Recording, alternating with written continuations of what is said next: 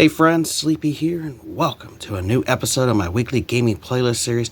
It's Friday, so we're going to talk about the games I played this week, give you guys an overview of them, let you know my thoughts on them, and whether I think you guys should play them or not. Would love to hear your guys' thoughts as well, so let me know if you've played any of the games I share with you today. Maybe there's something you liked about them, maybe there's something you didn't enjoy about them. Would love to hear about the games you guys are playing, because that gives me ideas of games that I should check out and play. And I'm always looking for recommendations on a game you guys think I might enjoy playing, especially backwards compatible Xbox 360 games with the Series X, because I've been playing a lot of Xbox 360 games the past 6 weeks, and I want to keep that tradition going by playing more backwards compatible 360 titles, so please keep those recommendations coming. I do appreciate it.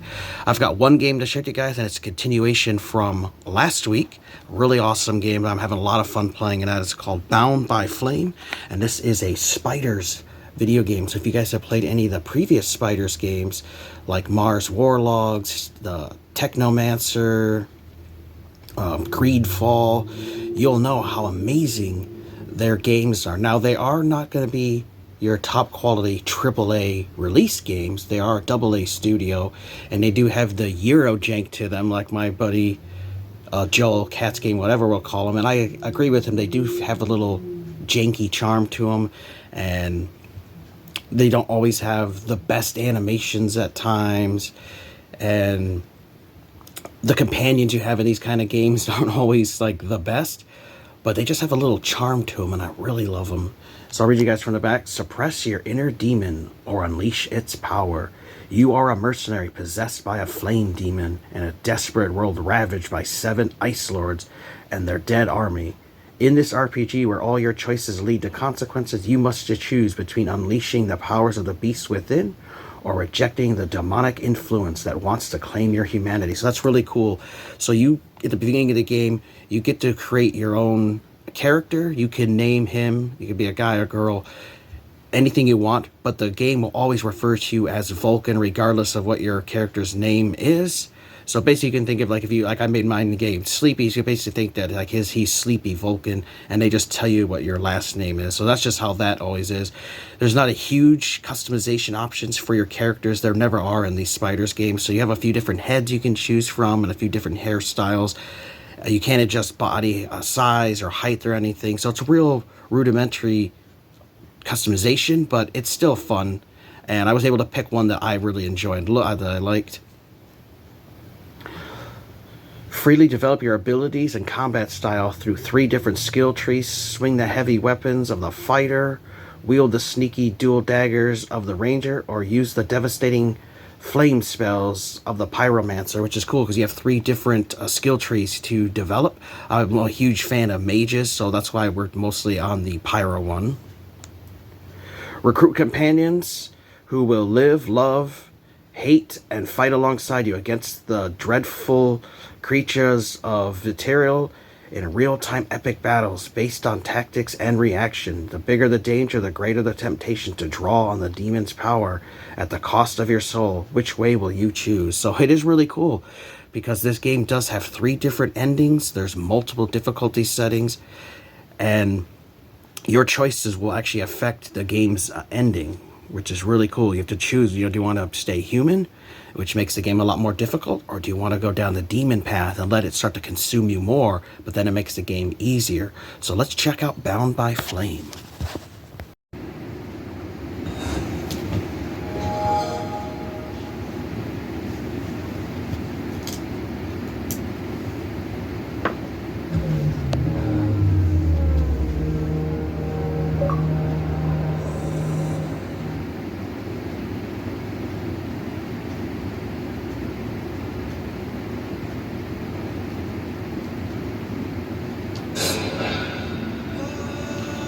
Alright friends, we're returning to Bound by Flame. It's my 2nd week working on this game. It's a really awesome third-person action RPG that was created by Spiders. Now if you guys have played any of their games, then you definitely know that they have that Euro jank to them. They're not going to be as polished as your AAA titles, but they're still really fun games. And this one is backwards compatible on the Series X, which I've been playing it on. I'm currently level 21, and I'm about halfway through the game right now. It's been an amazing experience, so let's check it out.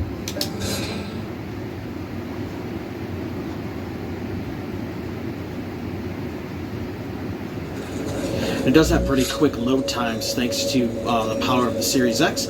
So it will load a lot faster than if you play this on the 360. You get a boost in the graphics as well. I think it's got amazing graphics. Fantastic music too. I love the music. And it's got really good voice actors. And if you play any of the previous Spiders games that they had made before this one or after, you'll recognize some of the same voice actors in the game, which is really cool. So you play as the main character, which is Vulcan, which you can name him anything, or you can make it a girl too, whatever you want him named, but the game will always refer to you as Vulcan. So even though I might call it Sleepy, it's Vulcan, so everyone just refers to you as Vulcan. And you don't have as many options for customizing your main character as in other games like a Skyrim or something, or a Fallout. You just have kind of a few different faces to choose from and hairstyles, and that's about as extent as the customization goes, but that's always how they have been in their little games here with the Spiders. You know, they've always had limited options for, but it doesn't detract at all. So you pretty much just kind of pick the one that makes you like the best. Can't edit his voice or anything like that, so you're just stuck with whatever voice actor they have for the male or the female. It's got a great menu system too, so you have everything to keep track of all the different equipment that you can use, because there's a variety of different weapons. There's axes and maces and swords, and it just really comes down to your own play style and the type of weapons you like to use. You can upgrade them and you can keep finding new ones. You can also break them down for the crafting components, because you can craft stuff in the game, including upgrading the weapons. So you have different ones there. You also have daggers. You also have a crossbow, which you can find different ones as you play through the game. And then you also different things of armor you can get, which you can then also upgrade as well with different abilities. And so I've been working on getting stronger armor, because this game is not easy. It is really difficult. So you got your gloves, you got your boots, and you also have a helmet as well. And then in your bag is usable items, like you can use mana potions, health potions. You can also make traps and set those for enemies. And you can also craft health potions and mana potions, which I definitely recommend getting that skill unlocked, because it's very helpful in this game to be able to have health potions, because it's not easy. And then this keeps track of all your components, all the materials you find in the world that you use for crafting, and then your quest items will be kept there. There's 3 different play styles in this. You have Warrior, Ranger, and Pyromancer, which I love Pyromancer, which is using your flame abilities. That's the one that I maxed out. But you can level up your character however you want it to be, depending on the kind of combat you want to do. I like to do a lot of Warrior mixed with the Pyromancer, using flame attacks. It's really awesome. Then feats too is another thing that you get when you level up. You get points that you can put in there, but these feats are different things you can unlock, like getting extra health or extra magic. You can carry more stuff. The different things in combat makes you stronger. Crafting, and then when you get automatics, you get permanent stuff. If you do certain quests, you can actually get upgraded. Like I got these 3 permanent upgrades for my character, which is great. You have a little attribute screen that keeps track of all your attributes, your health, your magic, and then your resistances, and what your skill levels are, what current level you are, and how much experience you need for the next level, what money and the weight and stuff that you're holding. So it's just really nice. Keep track of all the different skills here. And then you have a diary that keeps track of all the different quests for you, because there's main quests that I've been working on, but there's also a bunch of side quests you can see. There's a lot of quests to do, and I'm someone that likes to do everything in a game, so I'm working on doing all the quests. Now there are a few quests that you can fail if you don't follow certain dialogues and stuff, so I've been following a guide just to make sure I don't mess anything up. And so you definitely want to consult that if you want to be able to do everything, because if you say something to the wrong person, you can actually get locked out of doing their quests for you. And then there's one quest, this blockade quest I looked up, is unfortunately it looks like it's just glitched for everybody and they never patched it, so it is what it is. And then there's also the nice map system that can show you where things are at. And you also have companions as well, which you can talk to and bring with you into combat and stuff. So like I have Sybil here, but you can also have this Randival guy, and there's a few other companions you can take with you, and they all have their own strengths and weaknesses. I like Sybil a lot because she is like basically like a mage, and she can actually heal you during combat and stuff. And I know my buddy Joel, Caps Game, whatever, asked like, oh, do your companions get their asses kicked, handed to them by the enemies, and get knocked down real quick like in other Spider games? And they pretty much do in this game, just how it is. So you kind of have to do a lot of the work, but you can use them to help you out, though. So we'll find some combat here.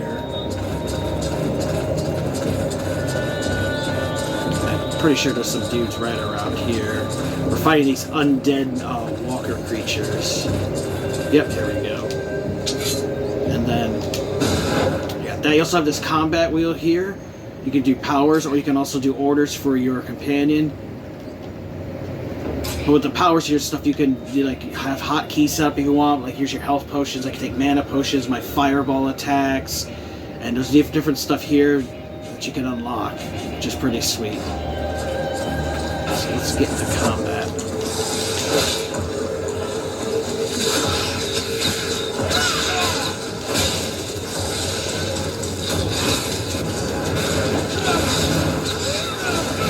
You can see that ranger. Look how much that arrows is freaking killed me. And some of these dudes can kill you in just a few hits.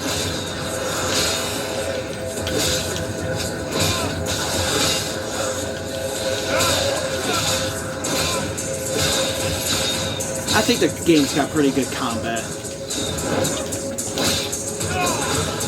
Because you can't just always hack and slash your way.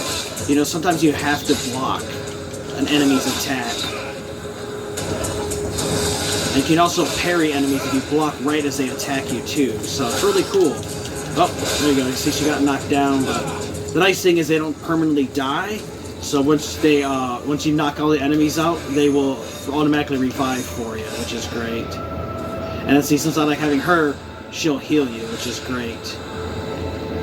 And then you want to make sure you just kill as many enemies as you can, because they do give you experience points. And so sometimes I'll grind for a little while and level up so that I can get stronger, because the game is not easy, and some of these enemies can kill you real quickly, especially in mobs and gangs. So if you get a bunch of them, you want to make sure you back up, take your time, use your different abilities, and retreat if you have to, because they can kill you. The other nice thing is you can save at any point you want. You have 10 save slots, so I'm constantly saving all the time, because you don't want to have it where you accidentally get killed and you have to go all the way back to where you saved last time. Now the game does have auto saves. At certain points in the game you'll see the little save thing come up, but I always find it better to be safe than sorry by making sure that you save all the time. And with 10 save slots you have plenty. That way if you mess up you can always load an older save and you can fix any mistakes you might have made. And the different enemies, there's a variety of them, and they do have different abilities. So some of them with those glowing things have different magic abilities to them. So I gotta be careful around them. And I do recommend always get rid of the archers and ranged enemies first. And you gotta watch out for some enemies like this big fat bastard here. He can actually poison you, which I'm currently poisoned, so you'll start taking damage.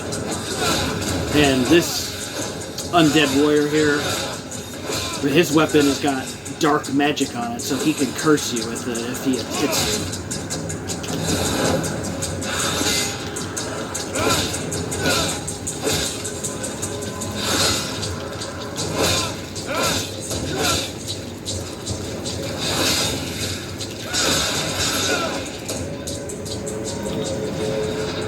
So you can see, you just don't want to just go randomly slopping your weapon around and waving around and just button mash your way, because you will die real quickly. So sometimes you know you got to back up and take your time and block enemies. Especially if you have multiple enemies, you might have to be blocking quite a few of them as they attack you. But sometimes you'll notice slowdown, and that's where your character will perform a parry attack and you can break through their guard, which is pretty awesome.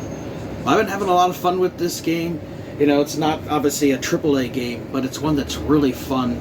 And it's only about, you can get it digitally for $10 on the marketplace, but physically I've seen this game go for $5 to $10, $12 or so locally, and even online at eBay it's not a very expensive game. But if you like spiders games, I highly recommend Bound by Flame. It's a really good third-person action RPG, and the game does have 3 different endings too, which is really cool. And the whole main story is that you're basically possessed by this big flame demon, and you can choose to embrace him and unlock even more abilities and become stronger, or you can decide if you want to keep yourself human, and that actually will affect the 3 endings, you know, depending on your choices throughout the story, which is just really cool. So it gives you a reason to replay the game, because I definitely would like to see all 3 endings. So I'm going to play the game through at least twice, and there are different difficulty settings, and I'm playing it just on the normal, the Hawk difficulty. And even that is pretty difficult game. They did not make these easy. Now they're not as hard as, like, say, a Souls game, but they're definitely not easy as like some of the Fallout games are.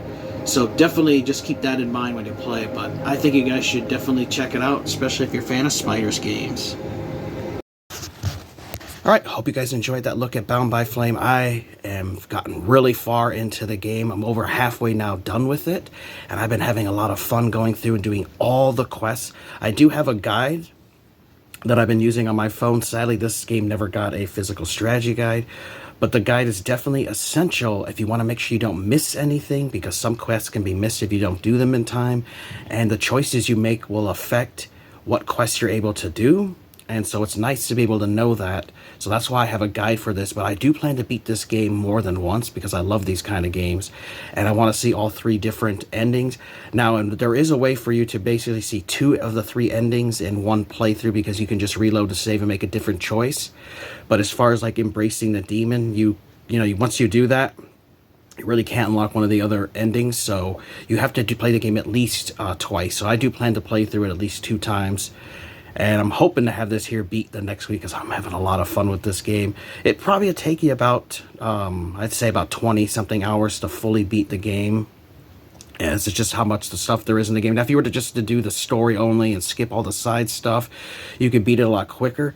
But doing those side stuff unlocks abilities sometimes, and it gives you leveled up, because this game is not easy. Even playing on the normal difficulty that I'm playing on, you can get your ass handed to you in a mob of enemies. So you have to learn that you don't want to just be swinging your sword around wildly, and just, you want to take your time, and you want to parry and block and stuff. You have to actually take your time while you're fighting enemies. You can't just go out there and just run around and button mash and think you're going to win, because you're going to die. They're going to counter you and kill you quickly.